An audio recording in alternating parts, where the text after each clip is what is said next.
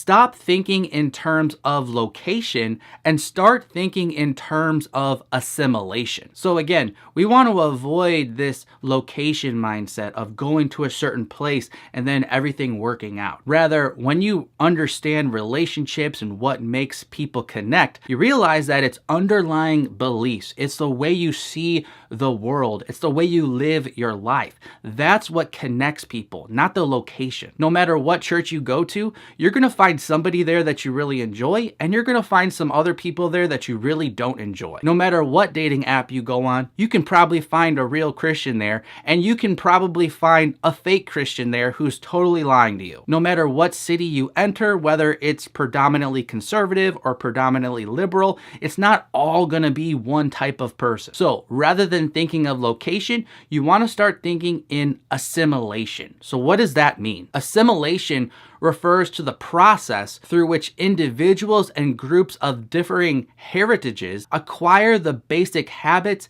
attitudes, and mode of life of an embracing a similar culture. Now, if you ever got behind the scenes on a church staff, this word assimilation comes up quite a bit because it's the process where the church is saying, hey, we don't just want people attending, we want them assimilating into the culture of our church. And while that certainly can be kind of a worldly mentality, kind of a marketing mentality, and I don't really like that, I think you can also make a biblical case that people are to assimilate into the ways of God. We were once of the world and we knew the ways and practices of the world, but when we become a Christian, we don't become part of a Jewish culture or a Gentile culture. Rather, we retain a lot of our own culture, but we assimilate our character, our way of living, our mindset into the ways of Christ. This mindset of assimilation is really key if you want to meet the right person God has for you. In all honesty, it doesn't really matter that much on where you go.